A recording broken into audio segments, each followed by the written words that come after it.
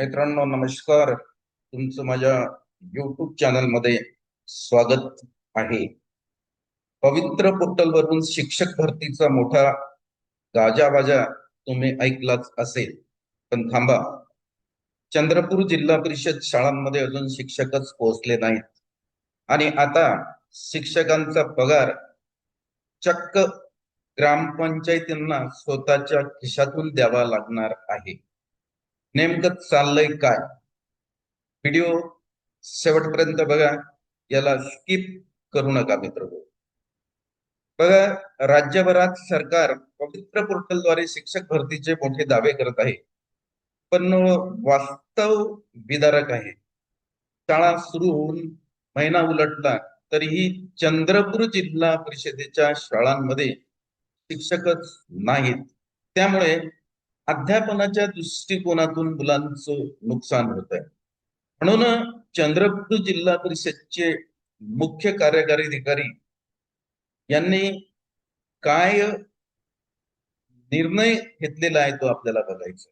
जे चंद्रपूर जिल्हा परिषदचे जे काही सीओ आहेत, त्या सीओचा काय निर्णय आहे तो आपल्याला आजच्या या व्हिडिओच्या माध्यमातून सविस्तर बघायचं आहे.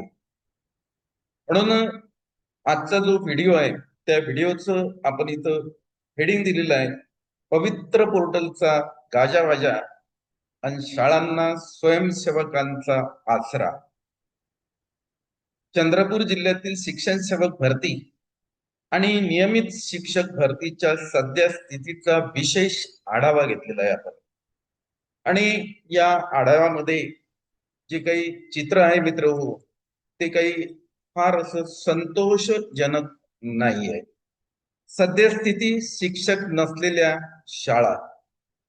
राज्यभरात एकीकडे पवित्र पोर्टलद्वारे मोठ्या थाटामाटात शिक्षक भरतीची प्रक्रिया सुरू असल्याचे दावे प्रशासन करत आहे. मात्र प्रत्यक्षात शाळा सुरू होऊन महिना उलटूनही अनेक वर्ग खोल्यांमध्ये अद्याप शिक्षक पोहोचलेले नाहीत. विद्यार्थ्यांचे अध्यापनाच्या दृष्टिकोनातून फार मोठं नुकसान होते. म्हणजे विद्यार्थ्यांना अध्यापन करण्यासाठी शिक्षकच नाहीत, अशी जी परिस्थिती आहे ती चंद्रपूर जिल्हा परिषदची आहे.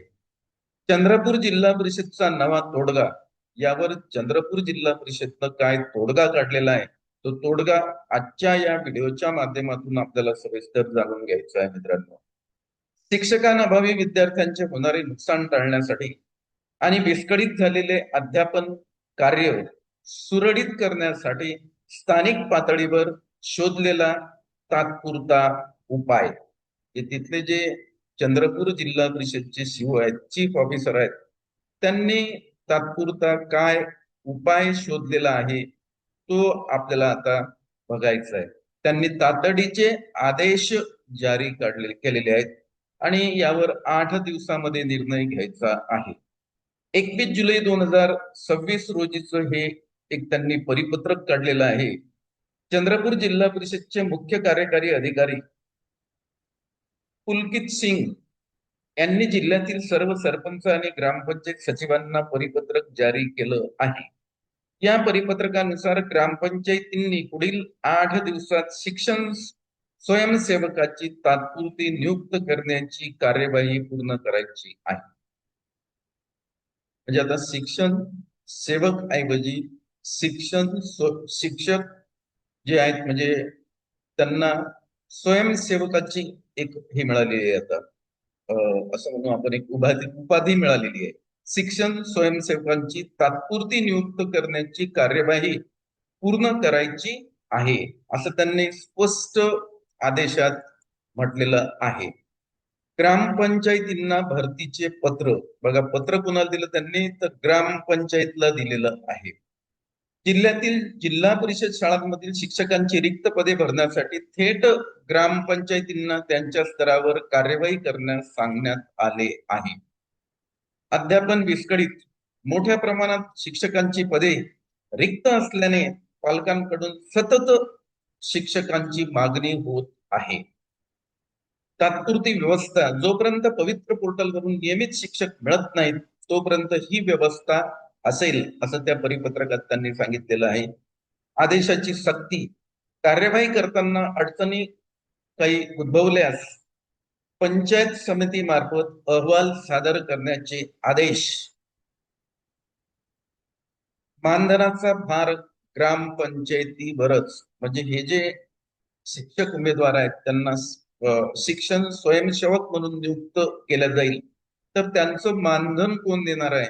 तर त्यांचं मानधन ग्रामपंचायतच्या फंडामधून द्यावं लागणार आहे, असं त्यांनी इथं स्पष्ट नमूद केलेलं आहे. स्व उत्पन्नातून मानधन. जिल्हा परिषद प्रशासनाने स्वयंसेवकाची नियुक्ती करण्याचे आदेश तर दिले, पण त्यांच्या मानधनाची रक्कम मात्र स्वतः ठरवलेली नाही. ग्रामपंचायतींना त्यांच्या स्व उत्पन्नातून हे मानधन तत्वावर द्यावं लागणार आहे. म्हणजे त्यांनी आदेश काढले, सरपंचांना काढले, तिथं जे असतात ग्रामपंचायतीमध्ये कर्मचारी त्यांना पण त्यांनी आदेश काढलेले आहेत. पण या मानधनाची रक्कम त्यांनी ठरवून दिलेली नाही. ते त्यांनी त्या ग्रामपंचायतचे सरपंच आणि त्या ग्रामपंचायत मधले कर्मचारी यांच्यावर थोपवलेलं आहे. आणि त्यांनी स्पष्ट सांगितलं की ही जी मानधनाची रक्कम तुम्हाला शिक्षण स्वयंसेवकांना द्यावी लागणार आहे, ही ग्रामपंचायतीच्या फंडामधून द्यावी लागणार आहे. आता ग्रामपंचायतचे जे काही सरपंच आहेत त्यांनी याच्यावर एक संताप व्यक्त केलेला आहे. आधीच निधी अभावी रखडलेली विकास कामे आणि अपुरे उत्पन्न असलेल्या ग्रामपंचायती शिक्षकाचे मानधन कुठून देणार? मी असं सांगितलं की आमच्याकडे विकासासाठी निधीच नाही, त्यामुळे बरेचसे आमच्या गावातील कामं रखडलेले आहेत. आता तुम्ही म्हणता शिक्षकांचे मानधन ग्रामपंचायतांनीच द्यावे, तर हे आम्ही कुठून द्यावं? असा संतप्त सवाल सरपंच आणि स्थानिक प्रशासनाकडून विचारला जात आहे. पुढं वादग्रस्त अट, याच्यामध्ये काय अट आहे ते आपल्याला बघावं लागेल. ग्रामपंचायतींनी स्वतःच्या उत्पन्नाची मर्यादा लक्षात घेऊन शिक्षण स्वयंसेवकांच्या मानधनाचा दर निश्चित करावा. म्हणजे ग्रामपंचायत जे काही उत्पन्नाचा स्त्रोत आहे त्या स्त्रोताचा विचार करूनच हे जे शिक्षण स्वयंसेवकांना जे मानधन द्यायचं आहे त्या मानधनाचा दर हा ग्रामपंचायतचे जे काही सरपंच आहेत त्यांनी निश्चित करावा, असं जिल्हा परिषद परिपत्रकातील स्पष्ट सूचना दिलेली आहे. मित्र, पुढं पात्र उमेदवारांमध्ये तीव्र नाराजी. आपले जे शिक्षक उमेदवार आहेत, बंधू आणि भगिनी, या आदेश त्यांनी बसला आणि याविषयीची त्यांनी एक तीव्र नाराजी यावर व्यक्त केलेली आहे. डीएड, बीएड आणि टीईटी उत्तीर्ण होऊन नोकरीच्या प्रतीक्षेत असलेल्या सुशिक्षित बेरोजगारांवर होणारा अन्याय आणि त्यांच्या भावना, हा एक याच्यामधला एक महत्वाचा भाग आहे. मित्र, उमेदवारांचा याच्यामुळे काय होतं माहिती आहे काय? स्वप्न भंग होते त्यांचे. कारण आपले जे शिक्षक उमेदवार बंधू आणि भगिनी आहेत हे सध्या पवित्र पोर्टलकडे त्यांचं जे आहे पूर्ण असं 100% त्यांचा फोकस आहे. परंतु असे आदेश जर निघले तर याच्यामुळे थोडासा स्वप्नभंग होण्याचा एक प्रसंग निर्माण होते. उच्च शिक्षित तरुण, अनेक तरुण तरुणी डीएड, बीएड व टीईटी उत्तीर्ण होऊन पूर्ण पात्रतेसह शिक्षक बनण्याचे स्वप्न उराशी बाळगून आहेत. त्यांनी सेल्फ सर्टिफिकेशन सुद्धा केलेलं आहे आणि पवित्र पोर्टलवर ऍड केव्हा येतात याच्या ते प्रतीक्षेमध्ये आहेत. आणि असे जर परिपत्रक निघले तर थोडं एक धक्का लागतोय आपले जे हे उच्च शिक्षित शिक्षक उमेदवार आहेत यांना. दीर्घ प्रतीक्षा. पवित्र पोर्टलद्वारे नियमित व कायमस्वरूपी भरती होईल या आशेवर उमेदवार अनेक वर्ष वाट पाहत आहेत. तटपुंज मानधन. नियमित नोकरी मिळण्याऐवजी आता त्यांना अशा प्रकारच्या अत्यंत कमी मानधनावर स्वयंसेवक म्हणून काम करण्याची वेळ आली आहे. आता या चंद्रपूर जिल्हा परिषद मध्ये ज्या काही म्हणजे ग्रामपंचायत जे काही गावं आहेत जिथं ग्रामपंचायत आहेत तिथं जिल्हा परिषदच्या शाळा आहेत आणि इथं जर शिक्षण स्वयंसेवक नेमले तर त्यांचं जे काही मानधन आहे ते ग्रामपंचायत करणार आहे आणि ग्रामपंचायत काय करेल, एक तटपुंज मानधन त्यांना देणार आहे. यापेक्षा जास्त ते काही देऊ शकत नाही, कारण बऱ्याचशा ग्रामपंचायतकडे उत्पन्नाचा जो स्रोत आहे तो फार कमी असते मित्र. त्याच्यानंतर या अगोदरच इथं त्यांनी एक निर्णय घेतलेला आहे, सेवानिवृत्तांना प्राधान्य सुद्धा यांनी दिलेलं आहे. 160 सेवानिवृत्त शिक्षकांची जी भरती आहे ती या अगोदर चंद्रपूर जिल्हा परिषद मध्ये केली, तरीही गाव पातळीवरून शिक्षक नाहीत जिल्हा परिषदच्या शाळांमध्ये अध्यापन करण्यासाठी अशी ओरड आहे. म्हणून शिक्षण स्वयंसेवक हे एक नवीन पद त्यांनी आणलेलं आहे. बघा, मागील काही दिवसापूर्वी शिक्षक नसल्याचे कारण पुढे करत चंद्रपूर जिल्ह्यात तब्बल 160 सेवानिवृत्त शिक्षकांना पुन्हा कामावर घेण्यात आले. एकीकडे तरुण, ऊर्जावान आणि पात्र उमेदवार रस्त्यावर नोकरीची मागणी करत असताना दुसरीकडे प्रशासनाने सेवानिवृत्तांना आणि आता स्वयंसेवकांना नियुक्ती केल्याने पात्रता धारकांमध्ये तीव्र संताप उसळलेला आहे. शिक्षक भरती प्राधान्यक्रम कसा आहे? प्रतिकात्मक. बघा, एकूण रिक्त पदे 100%, स्वयंसेवक कंत्राटी भरती 60% त्यांनी केलेली आहे. सेवानिवृत्त शिक्षक भरती 45% आहे. पवित्र पोर्टल नियमित भरती आता काय त्याला 20% ची गती आहे असं म्हणावं लागेल.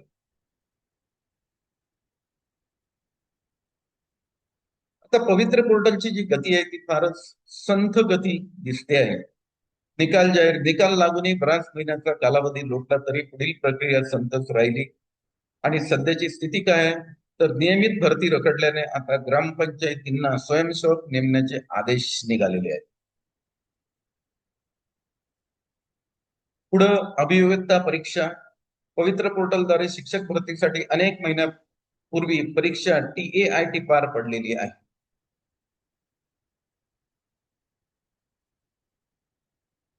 शैक्षणिक गुणवत्तेशी तडजोड. तात्पुरत्या आणि अल्प मानधनावरील स्वयंसेवकांमुळे शिक्षणात सातत्य राहत नाही, ज्याचा थेट परिणाम विद्यार्थ्यांच्या मूलभूत गुणवत्तेवर होतो. अशा निर्णयामुळे काय होतं माहिती आहे का, तर जे काही विद्यार्थ्यांची मूलभूत गुणवत्ता आहे त्यावर याचा फार मोठा व दीर्घकालीन परिणाम होतोय. ग्रामीण विकासाला खीळ. स्वतःच्या उत्पन्नाचा वाटा स्वयंसेवकांच्या मानधनावर खर्च केल्याने ग्रामपंचायतीकडील रस्ते, पाणी आणि इतर विकास कामे निधी अभावी रखडण्याची दाट शक्यता आहे.